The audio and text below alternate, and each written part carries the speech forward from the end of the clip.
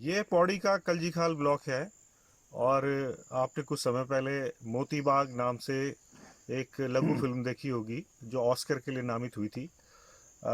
वो आपके काम पर ही बनी है।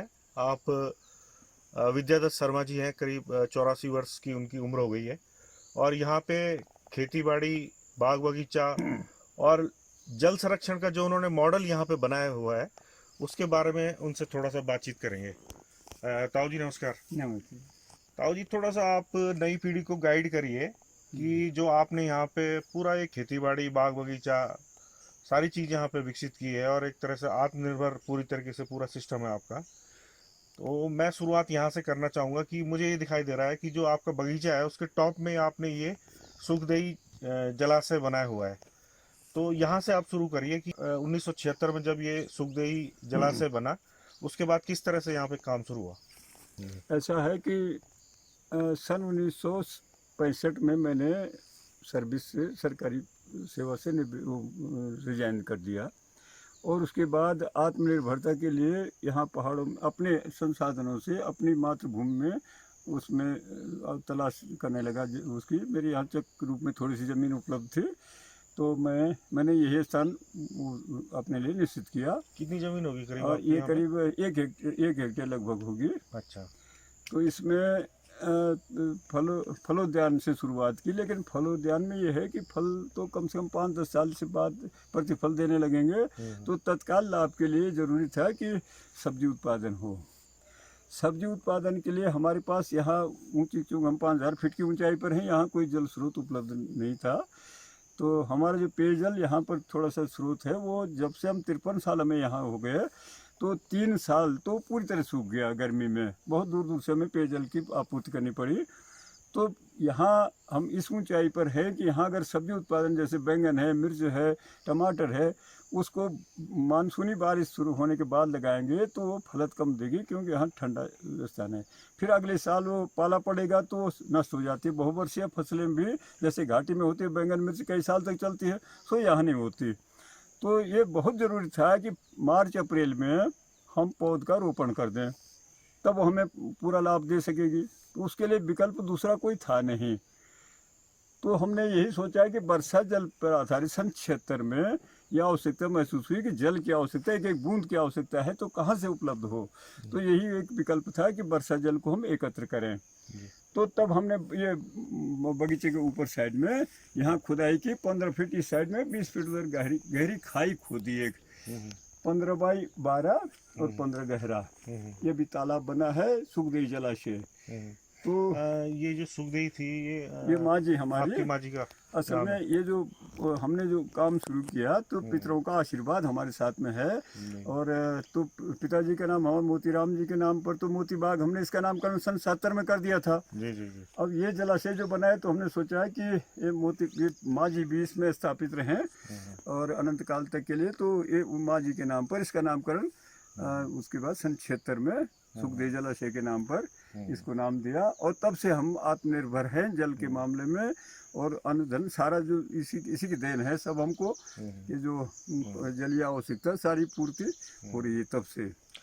एक तरह से आपने जो है अपनी माता जी को एक श्रद्धांजलि हाँ, जैसे दी है आपने। माँ जी को भी, पिताजी को भी जी उन्हीं जी जी उन्हीं का आशीर्वाद है जी कि जी जो जी अभी हम इसमें हर दिशा में जहाँ भी जाते हैं सफल हो रहे हैं। जी। तो अभी जैसे काफ़ी लोग खेतीबाड़ी करना चाह रहे हैं आजकल। कोरोना के बाद काफ़ी हमारे उत्तराखंड भाई बहन यहाँ वापस आ गए और सरकार भी उन्हें कह रही है कि आप लोग खेतीबाड़ी करिए, पशुपालन का काम करिए, हॉर्टिकल्चर का काम करिए। हम आपको तमाम किस्म की योजनाएं आपको देंगे। लेकिन अभी जो शिकायतें आती हैं लोगों की, वो कहते हैं कि भाई पानी की दिक्कत है, घेर बाढ़ की असल दिक्कत है। में घेर बाढ़ भी हो जाएगी, पानी भी हो जाएगा। जी। पानी के लिए वर्षा जल संभव है, घेर बाढ़ के लिए सरकार कई ये जो आपने बनाया है इसका थोड़ा तरीका आप बता दें कि कैसे बन सकता है? क्योंकि पीछे मुझे ये बांझ का जंगल जो दिखाई दे रहा है, बा- ये काफ़ी दूर से आप मेरे ख्याल से नालियाँ जोड़ के लाए होंगे। नाली असल में यह है कि जी एक नाली तो ये बहुत दूर से, करीब यह है पहाड़ की, पानी का स्वभाव है बहने का, बहेगा। और हम उस रास्ते को ऐसे मोड़ दें, उसके रास्ते में हमने इस ढंग से कर दिया, नाली बना दी कि तुम बहते जाओ। उसकी दिशा बदल दी, वो सब यहाँ नालियाँ नालियाँ बनी है दूर दूर तक पहाड़ में। कहीं भी बारिश जहाँ होती है, पहाड़ में बारिश होती रहती है बार बार। तो पहाड़ों में कहीं भी जहाँ बारिश होती है उसको एकत्र करने के लिए नाली बना दो, सब अपने आप एकत्र होकर सब हमारे यहाँ आएगा। दूसरा ये है कि इससे लाभ ये और है कि एक जीवांश भी ले आता है थोड़ा बहुत वहाँ से जंगल से, खाद के रूप में जो प्रयोग होता है, यहाँ नीचे उसमें जब सफाई करते हैं तो उसमें बहुत उसके लिए जीवांश खाद भी आ जाता है। तीसरा एक और पहलू है कि चाहे सूक्ष्म रूप में ही सही, तो बाढ़ की विभीषिका जो आजकल बहुत मूसलाधार बारिश हो रही है, तो वहाँ गंगा जमुना के मैदान में विभीषिका आ रही बाढ़ की, तो सोचा आंशिक रूप से ही सही हमने उस पानी की दिशा बदल दी। मतलब वहाँ यही पानी जो विनाशकारी बनता है, चाहे कम रूप में सही, लेकिन हमने एक दिशा बदल के उसको यहाँ लिया है, तो उससे भी कुछ इसमें लाभ मिले, ये वो भी इसका लाभ है।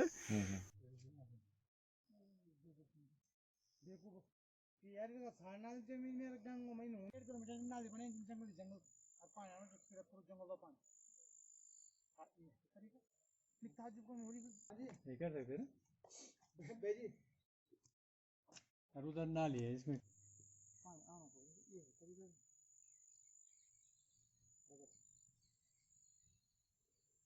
अभी तो नीचे में जाओ, गलत होने तो पंतनगर में जाओ, बिल्कुल समझ लिया आप, गलत बोल रहा हूँ मैं, बताओ मैंने उसके ध्यान से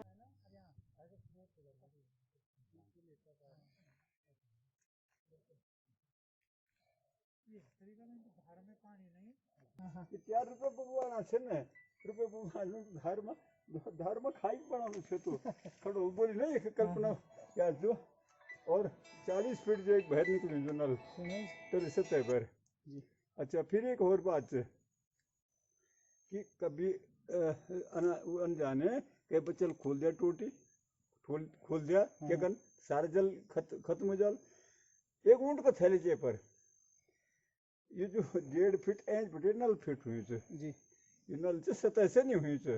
अच्छा अच्छा, सतह से नीचे, सतह से 1.5 फीट 1 हाथ इंच बटे से नल फिट हुई हो जी। मतलब 250 टिन अगर कोई असावधानी में खोल भी डालो तो 250 टिन एक सुरक्षित बचल फिर भी उतावला का जी। और तब उस साइफन सिस्टम से वो प्लास्टिक पाइप डाल हुए पुट गया और तब खींचा, तब जखमर जो उपयोग किया तब भी वो सुरक्षित जल रह जान वो।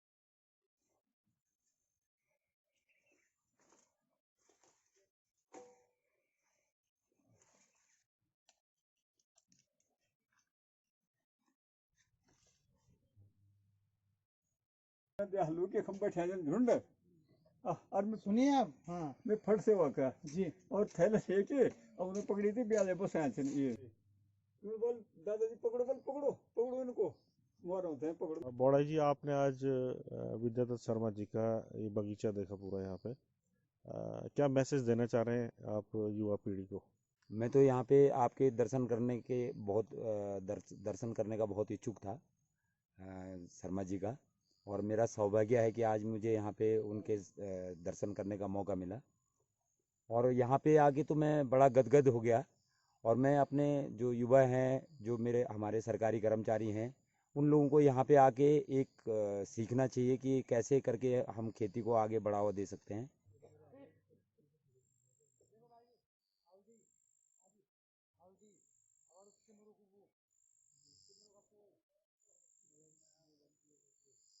लोग शिकायत करते हैं कि आप जंगली जानवर आ जाते हैं, आप तो यहाँ पूरे जंगल के बीच में हैं, तो यहाँ सुअर ये सब आपको ही परेशान होती असल है यहाँ में पे? है कि वो तो हर जगह कोई भी व्यवसाय ऐसा है कि जो निरापद नहीं है, उसकी चौकीदारी करनी पड़ती है, घेर बाड़ करनी पड़ेगी और चौकीदारी करनी पड़ती है। तो ठीक है, वन्य जंतुओं का आतंक कुछ बढ़ गया है आजकल, तो उसके लिए भी जरूरी है।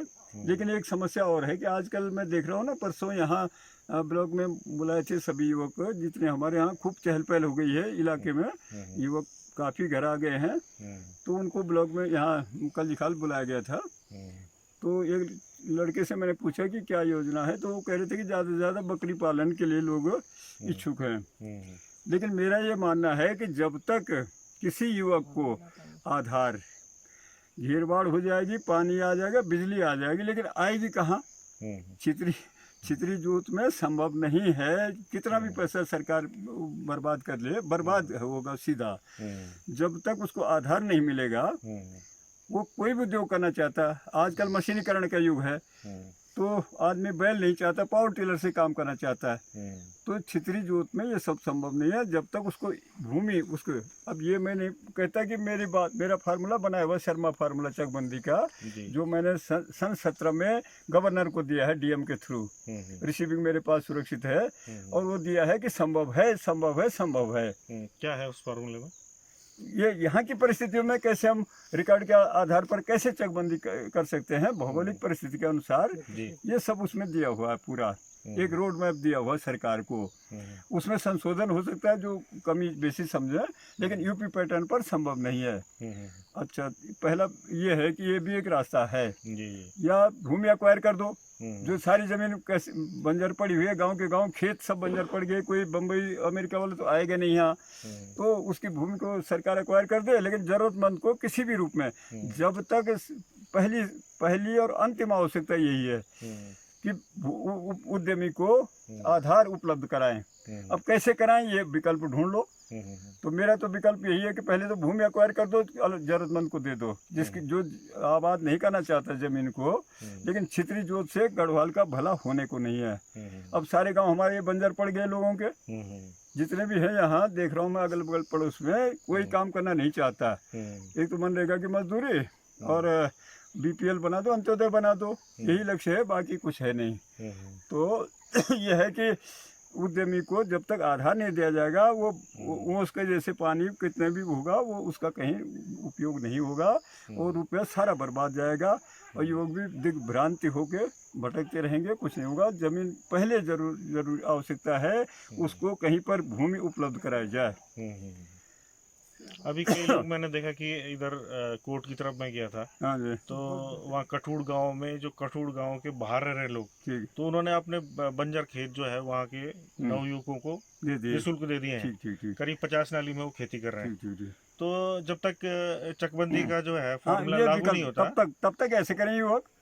यहाँ वो है सुधीर जी ने किया है, सुंदरयाल फील गुड वालों ने वहाँ पर गवाणी में यही किया है कि लोगों से वो करें, प्रयास करें, और सामूहिक रूप से खेती करके एक चक रूप देके, लेकिन छितरी एक नहीं, एक खेत नहीं, कहीं भी चक रूप में बनाए, गाँव वालों से मांगे, बदली बदली करें, कुछ भी प्रयास करें, लेकिन पहले जरूरी है भूमि उपलब्धता, आधार।